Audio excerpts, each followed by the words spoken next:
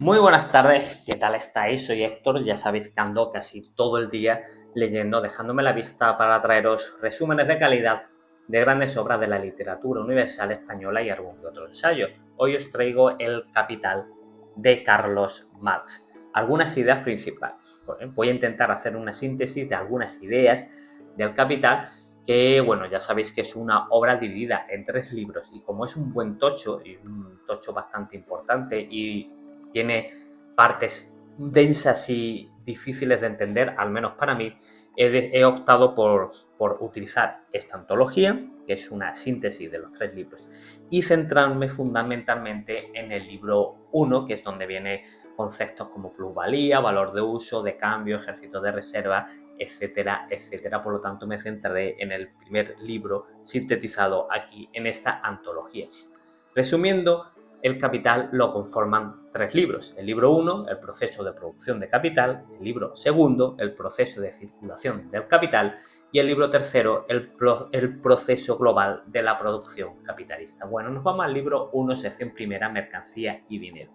Nos dice Marx que la mercancía tiene dos factores, el valor de uso y el valor o valor de cambio, o sea, el uso que se hace del bien para satisfacer una necesidad y el valor que adquiere en una transacción económica. La mercancía tiene como objetivo satisfacer una necesidad humana. La utilidad de dicha cosa, por tanto, está relacionada con el valor de uso y, evidentemente, depende de las propiedades del cuerpo de dicha mercancía. El cuerpo mismo del hierro, del trigo o del diamante es un valor de uso.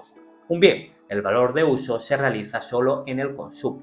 Las mercancías tienen cualidades diferentes si hablamos de valor de uso. En cuanto a valor de cambio, solo pueden diferir en cantidad, no tienen un átomo de valor de uso. Si se prescinde del valor de uso de los cuerpos de las mercancías, solo le queda la propiedad de haber sido producto del trabajo. El valor de cambio de las mercancías mismas se muestra en su relación de intercambio como algo independiente de sus valores de uso. Lo común que se presenta en la relación de intercambio o valor de cambio de las mercancías es un valor.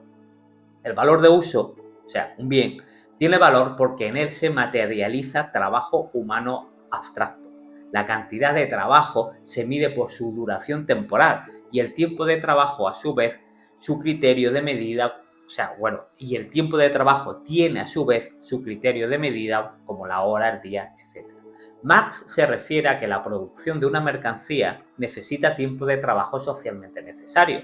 Por lo tanto, la cantidad de trabajo socialmente necesario dedicado a la elaboración de un bien determina el valor de su valor de uso.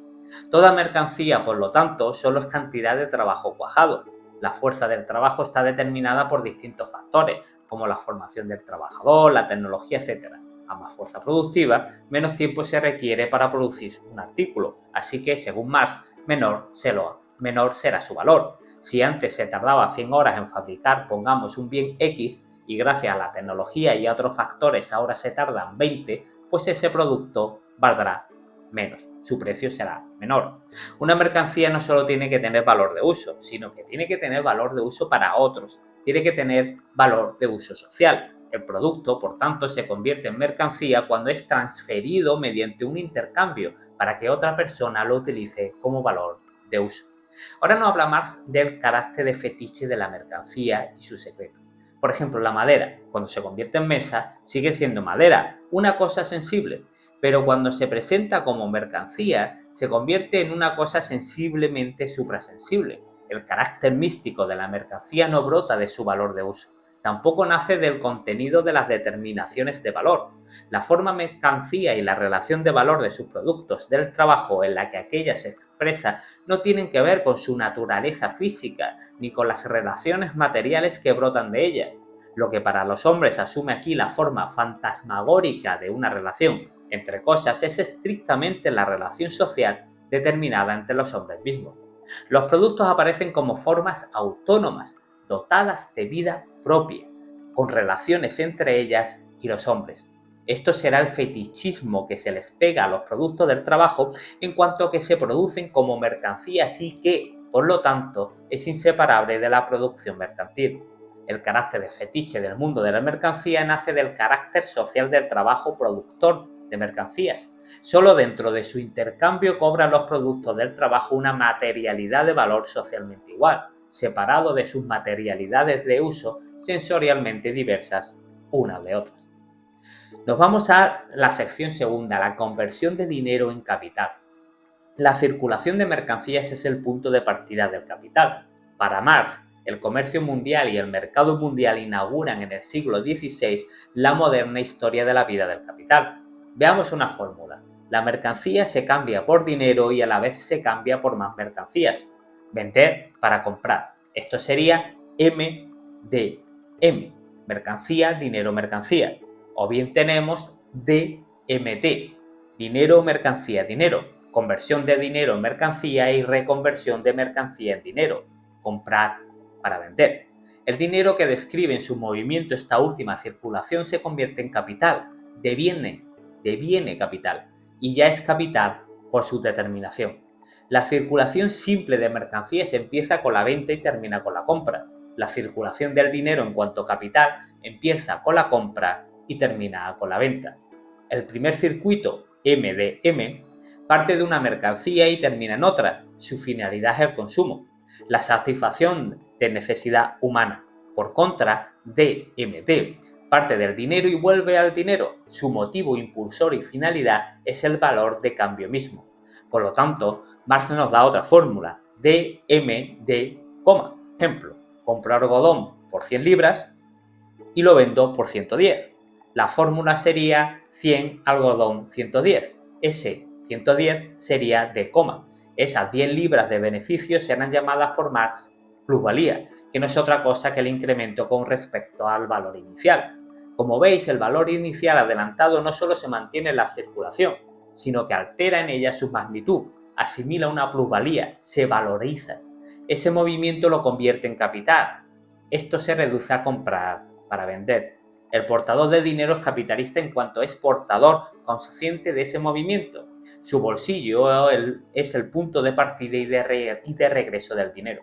El valor de uso no es una finalidad inmediata del capitalista, tampoco cada ganancia particular, sino el movimiento incesante del ganar. Este movimiento no se puede parar. Continuamente tiene que estar vendiendo, comprando, vendiendo, comprando, vendiendo, comprando para acumular capital. Nos vamos a las contradicciones de la fórmula general según Marx. Para Marx, la forma de circulación en la que el dinero resulta ser capital está en contradicción con todas las leyes antes expuestas acerca de la naturaleza de la mercancía, del dinero y de la misma circulación. Si se intercambian mercancías o mercancías y dinero del mismo valor de cambio o equivalentes, nadie extrae de la circulación más valor, no hay plusvalía.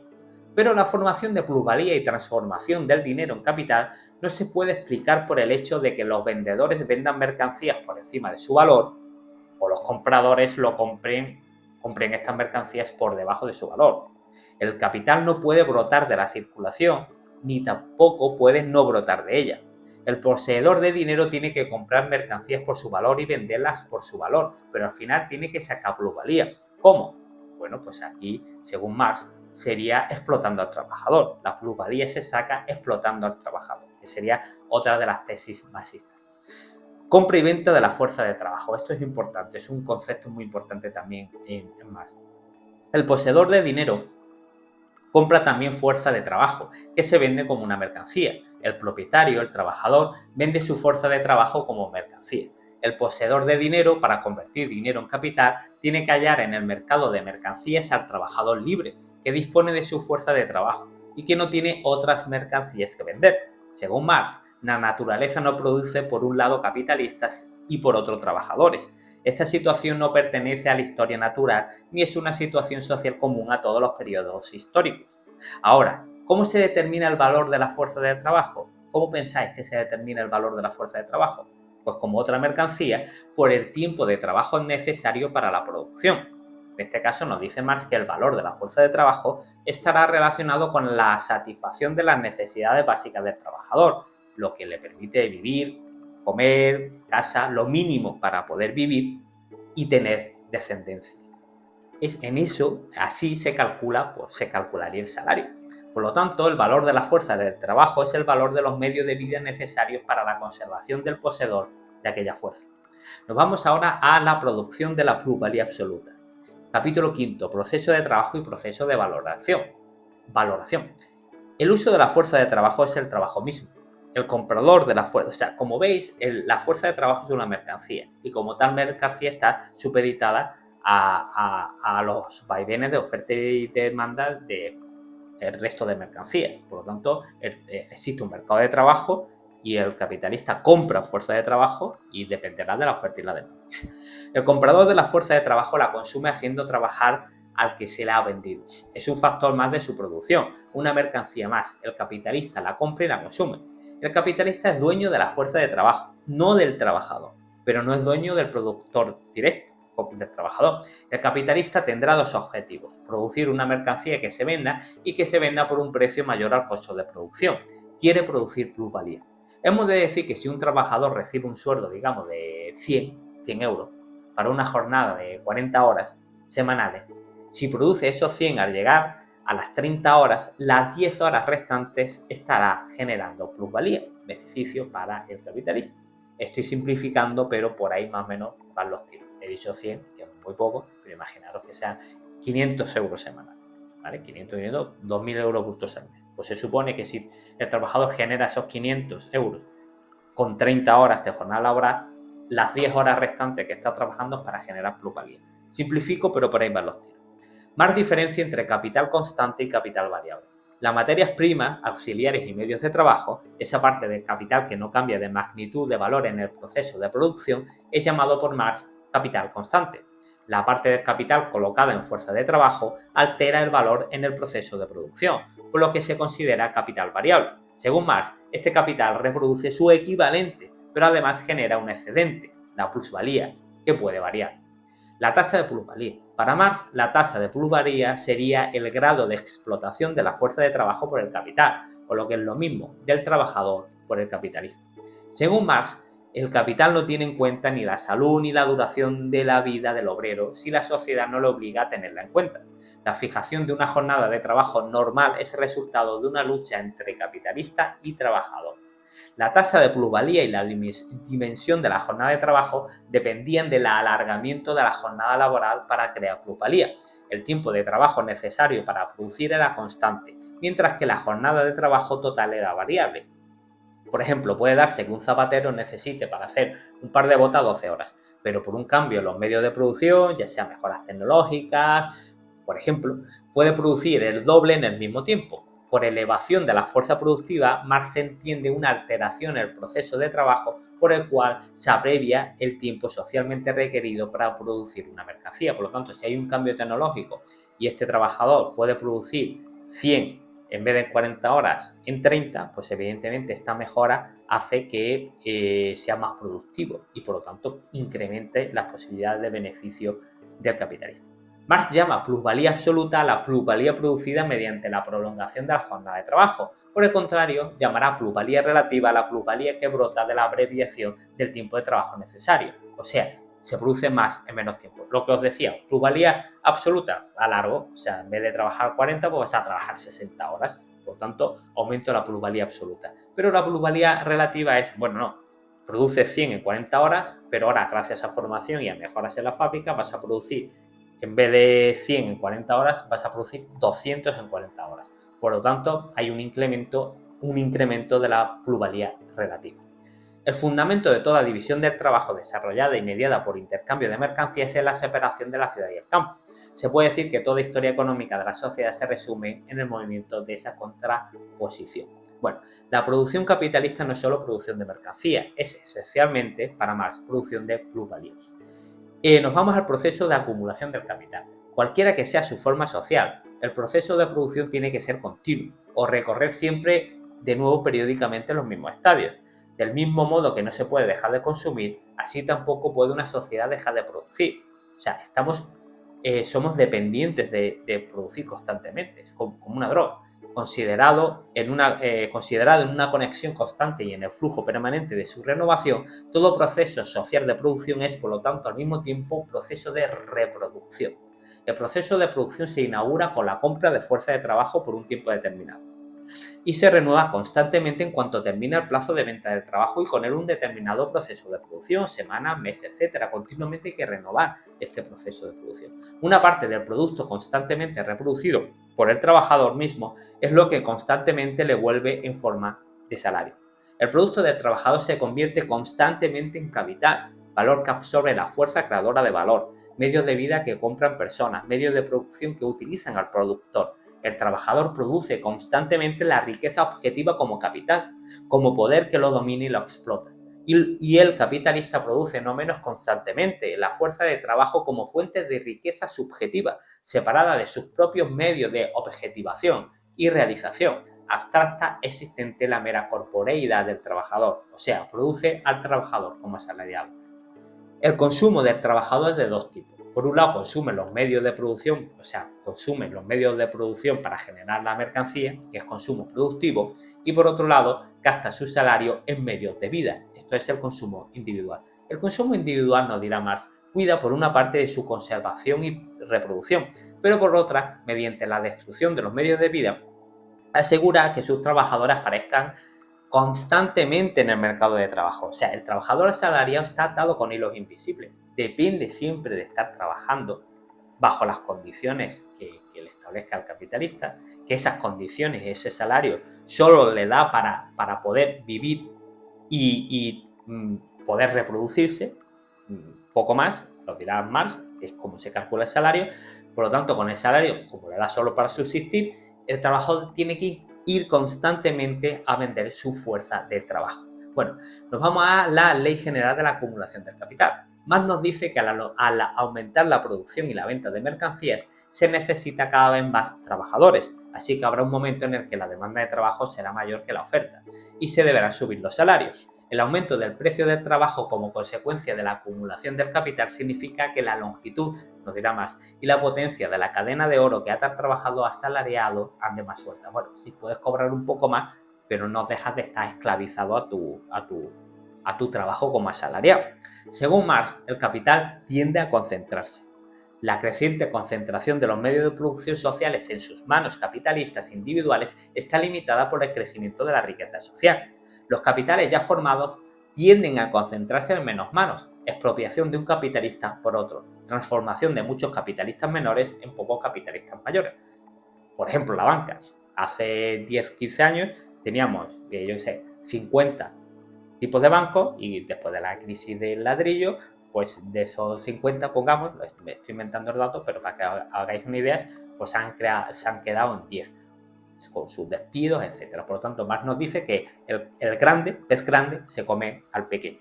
La lucha competitiva se lleva a cabo mediante el abaratamiento de las mercancías. Por eso los capitales mayores derrotan a los menores. Incluso el crédito, herramienta utilizada por los pequeños para producir, se convierte en un mecanismo social de centralización de capitales. En la medida que se desarrolla la producción y la acumulación capitalista, lo hace la competición y el crédito, las dos potencias más poderosas de la centralización. Hay dos formas de desvalorizar la fuerza de trabajo: descenso en el nivel de vida de los asalariados y el aumento de la fuerza productiva del trabajo, que eso ya lo hemos visto. Acordaos, plusvalía absoluta y relativa. O cobras menos o mejora tu productividad. O trabajas más horas por el mismo salario. Producción progresiva de una sobrepoblación relativa o ejército industrial de reserva. Esto es otro concepto muy interesante y muy importante en Marx. Para Marx, la acumulación capitalista conlleva la creación también de una pluspoblación obrera, una sobrepoblación que se convierte en palanca para la acumulación capitalista. Es conocido como ejército industrial de reserva.